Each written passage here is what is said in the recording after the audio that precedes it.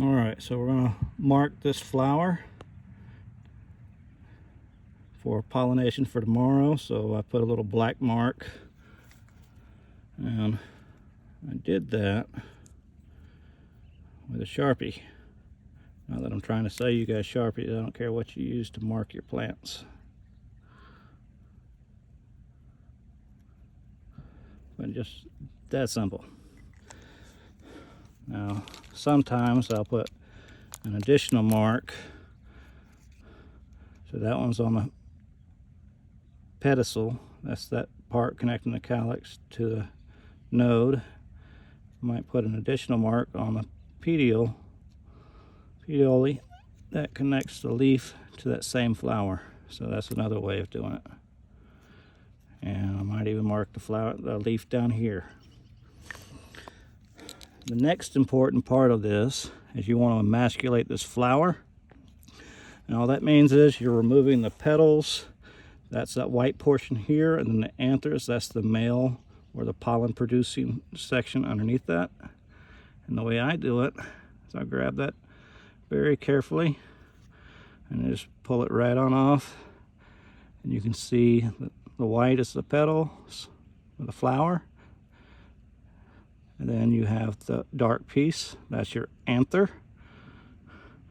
And that's where the pollen will come out. You always rub that to make sure that there's no pollen that has matured. Sometimes it'll actually mature when it's in the flower before it opens. And then you have the filament, that's the part that connects that dark part of the pollen to the base of that flower petal. So you want to make sure you get all of those off so it doesn't self-pollinate. You got to do it early, and you got to check at least one.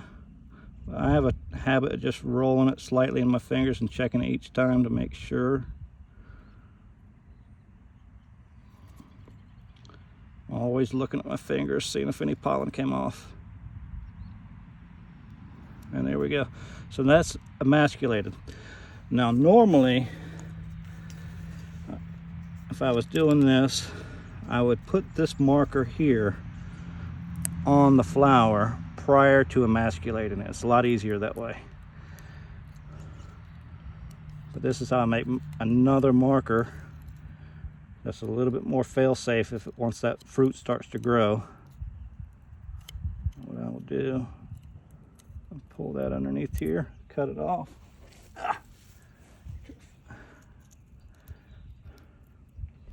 And then I like to put a little incision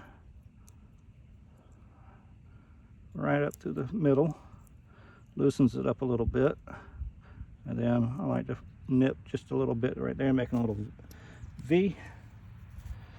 Then I'll mark it with the pollen that I intend to utilize, and I want to do a mammoth jalapeno, so I'll put an M on one side, and then on the other side I'll put a little J for jalapeno. And what I'm going to do is I'm going to, and the nice part about doing it in a potted plant, I'm going to mess up my video here, but tell me when you got it. And you see how easy it is to slide that right over the top? So that's a marker right there. That's another marker. When that fruit, and the fruit, for you guys that don't know, that's going to be the ovary right here that matures into a jalapeno or fish pepper or whatever. That's the actual fruit that you eat. That's called the ovary. And the piece that we're going to pollinate hopefully tomorrow is the stigma, the end. That's the receptive end. And then the pollen will germinate and grow down that long tube. That's the style. So the stigma, style, ovary in combination are called the pistil. And that calyx or calyx envelopes the petals and the anthers that we need to remove. I try to remove a piece of that calyx as well to provide another mark. Now this particular plant is very interesting. It's heterozygous for variegation. Now how do you know that that is variegated for variegation? How do you, or heterozygous, which means it has one gene for variegation, which is recessive, and one gene that isn't. You get a close up here on this leaf. you can see that little dot right there. That tells me, along with this dot over here, that it's heterozygous, or it's possibly heterozygous. And then if you come over here, I don't know if you can see that leaf, or this one's probably a better one to look at. You see two different spots on this one, maybe even three spots of variegation. And here's the initial spot right there that I filmed of variegation when I caught it as a seedling that it was variegated. Now, if I didn't know and it was open pollinated, that would be a good indicator. Hey, I want to grow out more seed from this and see what we get for the next generation, because it's a good chance it'll be what? Homozygous. Some of those seedlings will be homozygous for variegation. But I know, because you can look at the cross also here, Jalafuego X fish pepper. So that means the Jalafuego jalapeno was the mom. You always put the mom first. The cross is the pollen donor down here, which is fish pepper, and that was crossed by Lee Ham. Now this is an F1. That means the first filial generation. So the parental generations, if you listen to Gregor Mendel, would be the Jalafuego and the fish. So if you're going to say P times P, or parental generation times parental generation, equals your F1 seed.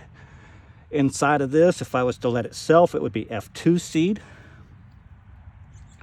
And remember that the gametes, that pollen from that pollen source, is going to be outcrossed actually. So we're outcrossing to another jalapeno. That's the mammoth jalapeno. And we'll do that tomorrow. We'll place that pollen here. We can't do it today because it's not right. But we'll place that pollen here. It'll grow down that stigma to the style, to the ovary. And then inside of the ovary, you have what's called ovules or ovules. Those are the little, that's the female component. And each one of those pollen grains will pollinate each individual ovule to create a seed. And those seeds are, in this case, it's going to be an outcross, or you could even look at it as a backcross if you wanted to look at it more widely to a jalapeno. It's not a backcross to the Jalafuego, but it is a backcross to a jalapeno phenotype. And it will give us what? More heterozygous that we can look for, but we shouldn't see any 100% variegated, because the mammoth jalapeno is not variegated, doesn't have any variegated genes. So we'll have to let that self in order to pull that back out. But this is a good way of getting that jalapeno shape and form, that phenotype, back a lot quicker than letting the self and then crossing. So that's just one way you guys can do it.